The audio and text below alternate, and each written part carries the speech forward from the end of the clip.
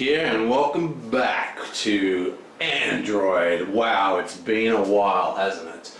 Now, believe it or not, some of you may know that I have little tiny furry creatures living in my house, but my cats do not go near my board games. They are very well trained. Don't ask me how. I'm very nice to them. I don't hit them or anything, but this is the same board, untouched. And all this time sitting on my gaming desk in my office here, and bam. So we're ready to go. Nothing has changed. If I wasn't saying this and someone came back sometime in the future, it would seem like a seamless cut, I'm telling you, but whatever. Let's get into this. Just a quick recap about what's going on here, because it's been so long. Basically, we are in the last day of week 1. So we're about to have some real major stuff happen, okay? Because we're going to go into week 2. The plots are going to start resolving. We're going to get our major event is going to pop out. All sorts of stuff's about to happen. Now, one thing that is interesting, because it has been so long, I've kind of forgotten what's going on with who's framing who and everything. So that's going to make that reveal step very interesting to me. So it's kind of, because what happens in this game is this is hidden information, but the individual players know what they're doing, obviously. And what that does is it creates a kind of bluffing kind of angle. But now I'm sort of bluffing myself. So it's almost like a random, I don't know, we'll see how it resolves. We're still going to do the same thing, as in we're playing open-handed with Caprice. So we know Caprice has got guilty and innocent here. Now, just before we do continue, there was an error in the last turn, if you can remember back that far. Caprice actually placed this tile, which completed an entire row. And that means, because she completed a row, she gets a nice juicy 4 VPs. Bam! And now we're just going to start. So we're starting with, the first player marker is on Floyd. So Floyd is going first, and he starts with 7. Because even though we've resolved one of his prime directives, we still have 2 quite powerful ones. That means he gets the extra time a day, but he has to return to base. And he can only play 1 light card a turn, and he gets can follow up for 0 time. So that's very, very cool. He has broken his first directive, which is just this one, which means he can now kill people. So he can avenge the father. Okay, so there's just like a zillion clues all over the place here for him. So let's see how he goes. First thing, he can get both of these suckers. He can't get this one. So for his first move, he's going to move here and follow up this lead. Bam. Now remember, it's the player whose turn is last in the order before you who gets to place it. So she has the turn before Floyd, so she gets to place the clue. Now what's interesting is that she's actually in the beanstalk, which of course is its own location. Now there's a clue here at the Challenger Ferry, so she's heading up that direction. So I think she's going to place the clue over here at Tranquility Home. Remember, it's got to go from red to red, and she's going to head up into the moon. Floyd is going to grab something, and he's going to place this. Remember, it's a document lead, so he's going to place it over here. Yeah, bam! And look, he's got another 1, 2, 3 all around him.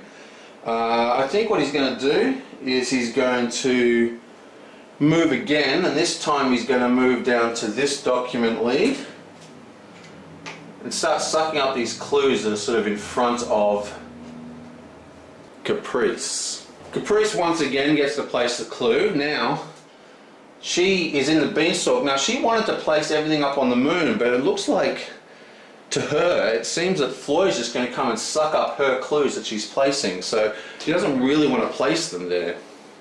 So instead she's going to place this all the way back over here at Wolfenscraft Godwin. Bam. Remember, blue goes onto blue. Once again, Floyd's going to grab a evidence counter, and he is also going to place this up here. Bam! So let's just check his timesheet. He did one move and then he picked up a clue for free, and then he did a move and then picked up a clue. And I think he's going to do exactly what Caprice was worried about. His next move, he's going to come over here and grab this clue. Very bad choice from Caprice to put that clue there. Now, where's she going to put it? She has to place this on a red location, and I think she's still going to stick with her plan of moving everything to the moon. So let's put it over here on Freetown. Now, instead of drawing an evidence card, he's going to take one of these suckers, which moves him back one. And what he gets is a baggage card and a corner with a document lead. Okay. So he gets a good baggage card to start with. Bonk. That's from the back. And then he's going to place this card here. Bam. And that allows him to move a document lead of his choice. Now, almost all the document leads are sent to the moon. So I think that's what he's going to do, is he's going to grab this document lead down here at the Evans Electronics. Okay, so now even though it's a free movement caused by this icon here, so he's actually moving it, not Caprice this time, Floyd's actually moving this, it's still got to obey the movement rules for the clues, which means that everything inside this zone, it can't be placed. It's the same zone as the moving investigator, but there is one blue location left, has Bioroid, so it's going to go up there. Bam! Now for his next move, he's just going to go, yep, easily, and grab this other clue up at the observatory, which is a green document lead, and he's really cleared that space. So even though Caprice is moving up here, there's not a lot of clues for her to get. I mean, she can move into this way, but he did clear a lot of the clues out and he got 3 document leads in a row. Caprice gets to place this, and she's going to place it over here in Angel Arena. And Floyd's going to pick another tile. That's going to move him back one. This allows him to take a favour of his choice, and it's got nothing on it. But it goes bam! So he's connected the Soul Order, which is Guilty Hunters are +2 VPs per link. Now he's also completed an entire row. So he gets a 4 VP bonus, and he's going to take a political favour. And that is move, look up lead, move, look up lead, and now he is out of time. Now it's good old Lewis's turn, and he's all the way down here. Now people have systematically been moving all the clues out of this district. I mean, there's none here. We've got a suspect here, that's from an event card. We've got the reporter, and we've got the snitch, and there's one clue which is heading the other direction. So really bad situation for him. There's not a lot he can do here, so it's not good at all. But before we start, so what we need to work out here is if this is something we really want to bother with. I guess we'll just start heading out of town. So he can... Oh look, he can't even make it to that clue. What's this guy again? That's one of the events. Let's check out which event that is. Okay, it's this one here. The first detective to spend 3 time there may place one of his warrants. Okay, that's pretty cool. Let's do that. Since it's on the way, can he actually get to that location? Well, he can't get there either. So he's going to go 1, 2, 3. Okay, so he's going to go 1 up here, then activate that for 3 times. So that's 1 here, 2 here, activate for 3 times. So that's 1, 2, 1, 2, 3. He went into a seedy location at the Heaven and Hell Club. That means he draws a dark card. Now, I really think that Floyd is just rocketing ahead here, which is unusual. He's usually pretty hard to play, but all the clues are on the moon. He just picked up tons of clues. He's getting VPs from completing things, so he's going to take one of these and hopefully can hassle him. He did spend 3, so he can take a warrant card. And he's going to place the warrant card over here at Jinteki. Because this means he can now enter Jinteki without spending that extra time, because he's already spent it to get the warrant organised. Now, remember, the Jinteki tokens, that's these tokens here, right? They are worth 3 VPs, but Jinteki is actually placed here already, which means it's got a single link, unfortunately only one link, so it's actually worth 4 VPs, which is pretty damn awesome.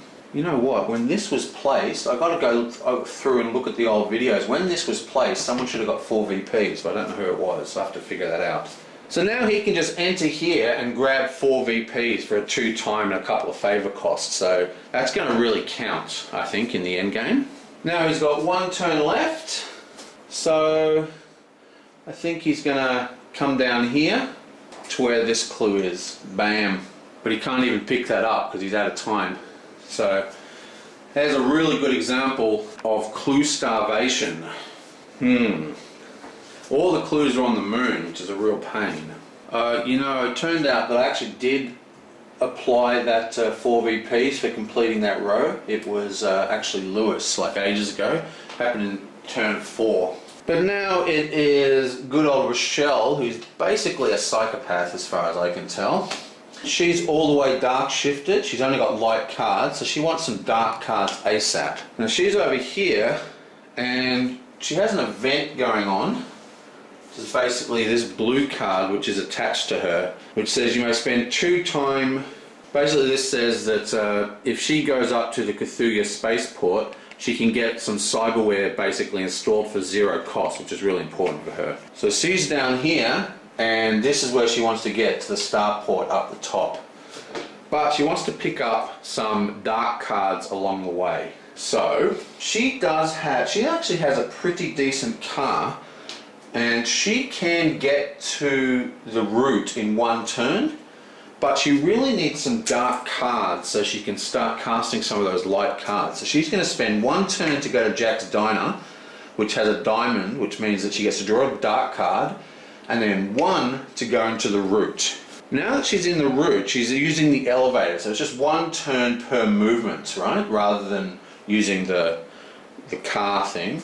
So she's gone 1, 2, 3, 4, 5 up to the Challenger Memorial Ferry, and there she's then going to access that clue for 6. Now I think she's going to take let's take a Floyd card, because Floyd's actually going next. This is a 3 light shift, which is very good, and Raymond's turn. Play at the start of Raymond's turn. Excellent. Oh, that's a freaking awesome one. Excellent. And that dark card came from entering Jack's Diner. Now, when she moved through the Castle Club, that's actually a diamond, so that actually allows her to draw a light card. But if we look at her, she already has 1, 2, 3, 4, 5. Ooh, okay, 1, 2, 3, 4, 5. Yep, so you can draw 1 more card, because your maximum hand size is 6. Yonk. And that's why we just need to start pumping, because every time you cast a light card, it dark shifts. So we really need to get this all the way into light so we can start casting those cards. Get them out of our hand. So she starts with 6 turns: Jack's Diner, the Route, Midway, Castle Club, Challenger Memorial, and then 1 to follow up the print clue. So she's just going to grab that physical lead. Yoink. And Lewis gets to place that. I feel sorry for Lewis, but luckily for Lewis, he's on the edge of a district, so he can place it just anywhere along here. Don't want to place it there because it needs a warrant. It's got to go on a green location. That green location's taken. Can't place it in the route, so there's nowhere for him to really place it. I guess he's actually going to place it backwards over here, down at the actual crime scene. So there's actually some physical evidence now at the original crime scene, and no one's in that area except for Lloyd, so... Oh, he can't place it there because Lloyd's in that area. Ah. Okay, in fact, he's going to place it at Broadcast Square. Bang. Nice. That's a very strong location. And she's going to take a piece of evidence. I'm going to look at her secret cards that you're not allowed to see. And this came off a fingerprint. So bam, it goes up there. Wow, and that's the end of her turn. Very, very quick turns. Righto, now it's Raymond's turn, and he's all the way down here. But before his turn starts, Beckerman is going to cast that dark card that she just picked up, which reads, it's a 3 light shift. Don't call us again, Flint. Haunted by the past. Romeo looked around nervously. Ray, you've got to get out of here. You're up to your eyeballs in something, and anyone who helps you is going to take the fall with you. So that's a no. Just get out of here, will you? Play at the start of Raymond's turn. Choose a type of normal favour. Raymond loses all of his normal favours of that type. Well, he's only got one favour, so we're going to choose Society Favour, and bam, that's gone. Now, while we're looking at his board, we'll note that he is on he's doing the blue, he's on a blue personal story, and this is an associated personal story. So we can increase the cost of this by 1. And we're going to do that. We're going to turn this into a 4 cost light shift instead of a 3 cost. And that's going to go 1, 2, 3, 4, and we're fully light shifted, which means we can start casting those cards next turn. So that's something that I'm really failing in this game, is proper hand management, which is one of the real cruxes of this game. You really should be going into CD locations, you know, or taking turns. You can actually just sacrifice a time to draw a card of your choice. But a lot of our characters have all these cards in their hand that they can't play because they haven't been managing their light and dark ratios properly. And so I'm going to try and fix that in the next couple of turns. Okay, so now where's Raymond going to go? What's this doing here? Oh, that's not actually an event. That is something for Leon. I'll get to that later. So there's nothing here. He was going to head to Starlight Crusade and, you know, hand in some time in that token, but he can't do that now. And there's just nowhere for him to go. There's only one clue in this whole area, and that's here. This is horrible. Okay, so let's see. He's got one of the fastest cars in the game. There is actually a super fast car that you can gain as an event, which is like twice as fast as the fastest car in the game. Not quite sure where that is. I can't seem to find that for some reason. That's not good. I'll have a look for that later. Okay, anyway, so his first turn, he's down at the old War Memorial. He cannot make it there. See how it just misses. So let's look at his hand management. He has one light card, which requires a dark shift. Oh, it's a 2. So let's see if he can cast this, because he's actually got one dark shift already available. Play during your turn, choose a location with no lead at it. Move any lead to your choice to that location. Beautiful. So this is a 2 dark shift. We're going to play this card, but it's blue, so it matches his current plot, which means that we can increase or decrease the cost of this card. So we're going to make it a 1 dark shift. Shunk, 1 dark shift. And now we need light shift. So we need dark cards. So we're going to move something here down to the old War Memorial, and I think he's going to take this one here. Oh wait, he has to move it off of green. We'll take this one here, because you've got to keep them on the same colour, and move that to the War Memorial. Bam. Now, the reason why he's done that is all these guys, Floyd's stuck up on the moon. These guys are heading to the moon. There's a lot of clues up there, but they're going to basically, they can't keep all that. All the clues are going to start coming back down to Earth. So in the next couple of turns, Floyd and Leon are really going to clean up on Earth, and these guys are going to have to waste all these turns getting back down. So with any luck, by leaving the clues up there, he's going to force that event to happen. So we're going to go 1, 2 to check out that clue and draw a dark card. Still can't fit, so let's go there. in there. So that's 1, 2, 3, 4, 5, 6. So he's moved into here, that means he draws a dark card. He moves here and he moves here, so he draws 2 light cards as well. For the dark card, I think he's also going to take a Floyd. Actually, let's get some petty revenge, and going to take one of Psycho Bitch's one. Bam! Draw 2 light cards. Yoink! Yoink! Come down here, he starts with... Ooh, bump the camera. Starts with 6. He moved into the old war mirror to draw a black card. He then looked up a clue, which you haven't done yet. He then moved to the Roxy Cafe, drew a light card. He moved to Wasteland and then accessed a clue. And then he moved to the Cosmos Fine Dining and drew another light card. So he's out of time. Let's resolve the clues now. First is this one. Yaboink. Rochelle gets to place this. It's got to be placed in a green location. She's going to the moon. So, actually, you know what? I don't think she is going to go to the moon. Rochelle's starting to see that the moon's getting crowded with Caprice, so she's actually going to move this back down, and she's going to place this at Lem Library. Because he's out of turn, so he can't move down there. So this is why you should probably do it in proper order. I just wanted to speed up the editing process, but the decision to move this clue here might not have happened when he was still here, because then he could have easily gone there, but whatever, let's keep going. So she's going to move the clue here. Raymond is going to grab a clue and he's going to place it up here. Bam. And then he's going to grab this clue as well. This is at a blue location. And Rochelle's going to do a similar thing. She still wants black cards, so she's going to put this in Jack's Diner. And Raymond's going to grab another. And this is a testimony witness, so it's going to go here. Bam. Okay, so that's him done. There's one more turn to go.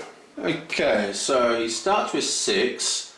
So he cast a light card, then he moved into the old war memorial, and then he followed up a clue, and then he moved to Roxy's Cafe, drew a light card, then he moved to the real estate office and followed up a clue and runs out of time, so somewhere along the line I miscalculated, which means he's actually here and this card has to go back on top of the deck.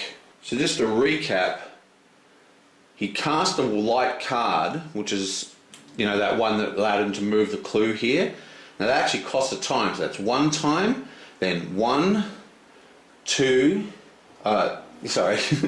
So he cast it, so that's 1, then 2, 3 to search the clue, 4, 5, 6 to search the clue. Okay, so it's now Caprice's turn, and she's here in the beanstalk, and she's just going to start heading up to the moon. She's going to go 1 turn, 2 turns, and now she's actually out. So now she can actually fly around with her car. She's go 1 turns, 1, 2, 3, 4, 5, 6. There we go. That's her plans. She's going to go bam and check out this clue at the hostel, which is an interview. Good old Raymond is going to be able to place her. It's got to go onto a red location. He wants to start heading down this way, so he's going to place that here at Levy University. Now you'll note that Levy University has this here. That's not a clue, that's a special event card. That's like a marker for where the event's occurring. And you can't have 2 clues in the same location, but you can have events in the same locations as clues. Now Caprice, we know what Caprice, we're actually looking at the cards. He's the one playing open-handed. She's trying to get guilty on Eve and innocent on Noise. Now if we look at their sheets, Eve uses strong evidence, and the weakest normal evidence is eyewitness testimony. Now the good thing is strong evidence, normal evidence, right, is the best evidence to place because it can't be removed. So the fact that we're going to gain 2 witness testimonies this turn, which means that we can really put the beat down on this character, and we're trying to get her to be guilty. So that's exactly what we're going to do. So let's draw something, and and we get a 1. That's not very cool. So we're going to place that in the normal evidence box. Okay, so she started at 6, she went 1, 2 to get to the spaceport, then she went 1 to get to the hotel, and then 1 to follow up. She's going to move and follow up again, and go up to Armiture's software and interview noise. Now that's coming off a blue location, and once again, Raymond's going to place this, and he's going to place this on Outlaw Robotics. And once again, Caprice is going to place a bit of data. Ooh, a 2. Awesome. That's a nice guilty punch. Yeah, bam! Okay, so that brings all the characters to a close. Now this is an interesting day, and I'll show you why. Basically, if we come over here, it is now the end of this week, which, remember, when you remove the token and reveal the icon behind it, that's when you trigger it. So this means that we now resolve the baggages. Also, in the FAQ ruling, week 2, the week 2 event actually gets drawn straight away. So we'll do that at the end of this turn as well. But firstly, let's resolve all the baggage cards, starting with Floyd. Okay, so Floyd has 1, 2, 3, 4 good baggage and 1 bad baggage, so he definitely passes. End with the true monster is the Doctor. Boom, and here you go. This is his final stage for this value, which is a 7 VP, because it's the good one. The minus VP is the bad one. So let's see how he goes. The true monster was the Doctor. Father Michael stood at the podium speaking to the gathered reporters.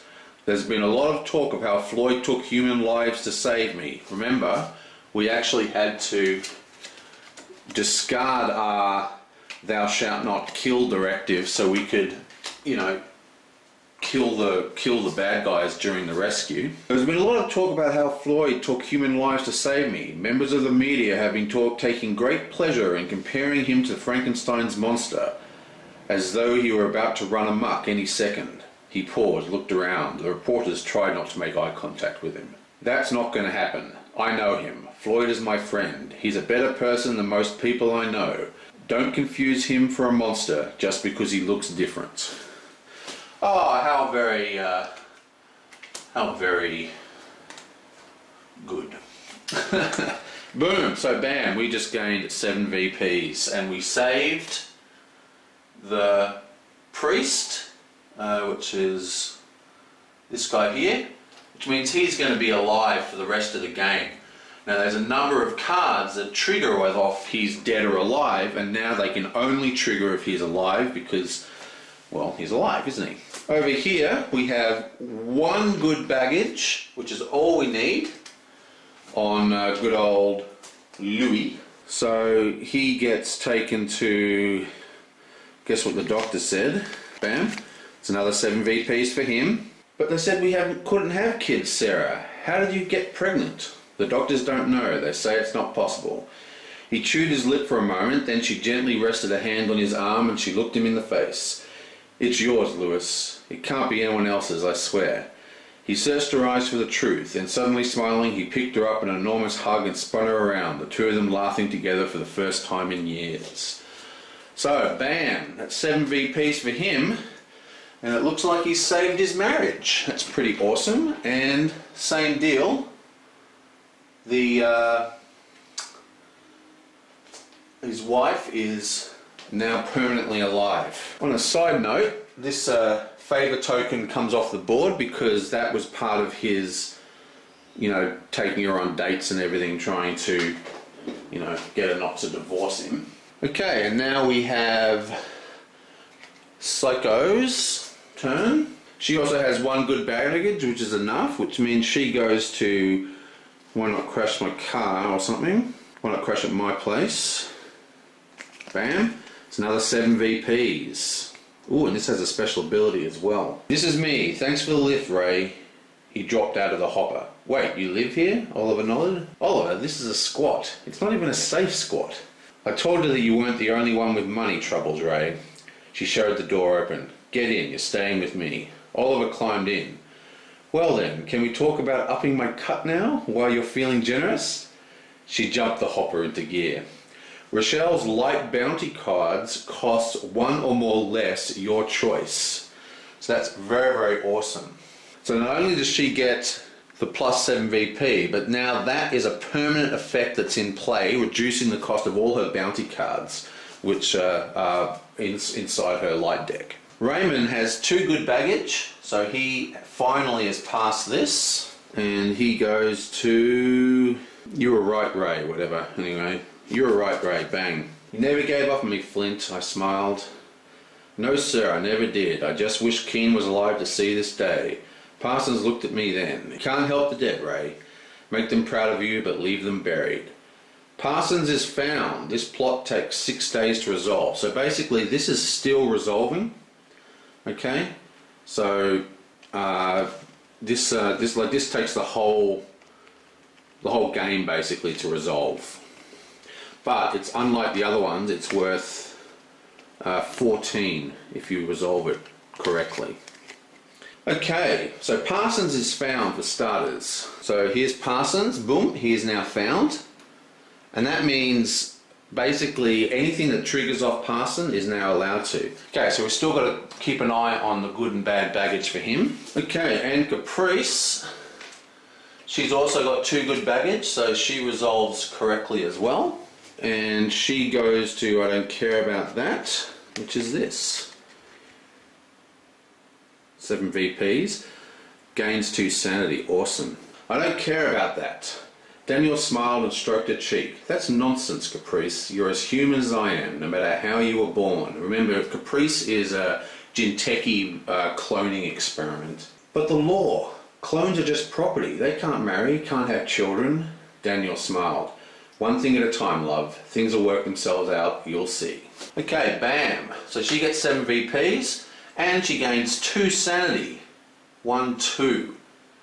Now, because she's now at 2 sanity, she gets 7 actions a turn, which is pretty awesome. She is a super being. And now we finally reveal the special event for this murder. Vinny's friends are helping him out. Well, it seems that Vinny's family of friends are pretty sure he's committed the crime, since they're out gunning for the witnesses. I want you all to keep an eye out for trouble as a result. Place a hit token on each testimony lead in play, except for Vinny the Strangler. If a lead is followed up, discard the hit token on it. At the end of day 3, move any hit tokens still on testimony leads to the corresponding suspects. Okay, so that's pretty bad. So it's going to take me a while to locate everybody. Okay, he gets a testimony, he gets a hit token, Eve gets a hit token, yep. Everyone gets a hit token, basically, except Vinny. Where's noises down here? Who else are we missing? Ah, there's the sergeant, it's up there. So basically this creates high priority targets. We have to go interview these people now and get them to safety, otherwise they're going to be taken out in a few turns. Day 3. So we're going to place this here as an active quest. Now this is day 3, so when we do the resolving of the plot card here, that is going to automatically move any hit token still on the table over to these suspects. Now it's not too much of a problem except for Eve, because Eve already has a hit token. Oh, actually so does the sergeant, and so does Vinny. Vinny can't get one from that event card, but if these guys have 3 hit tokens and you're dead. So, you know, if they get 2 tokens, it's very easy for them to be quickly killed. Now, if we look at our actual murder sheet, down here we have the phase 2 movements. The reporter is now moving to Omnicorp, and the snitch is going to the Castle Club. Omnicorp is at C1, which is down here. And the Castle Club is at F4, which is... oh, the Castle Club, it's in the beanstalk, there we are. And now we take the remaining plot cards for all the other characters. There's another 2 for each of them. Remember, Raymond doesn't get one because he only has 1 plot for the entire thing. So I'm just going to shuffle these up and deal them out, and that'll be the new plot cards for the week for each character. Okay, so Floyd gets Property of Hass. Director Hass peers intently at Floyd, her eyes glittering. Just remember where your first loyalties belong. The NAPD is renting your services, but I built you. Okay, when this plot resolves, we ignore all outcome, and it's basically the same as the last one. We put baggage on it and it transfers to the next card, but we get to choose our outcome here. We can either choose to discard our third directive, which is the one that sends us back to Has Borrowed, which we're definitely going to do, or we can keep it, but we're not going to keep it. Okay, so that's him. And your book, Rochelle, Father's Day. You can't live my life for me, Dad. This is who I am and this is what I do. Ah, she's such a loser, this chick. Gosh, she annoys me. Psycho. She's a psycho and a spoilt brat.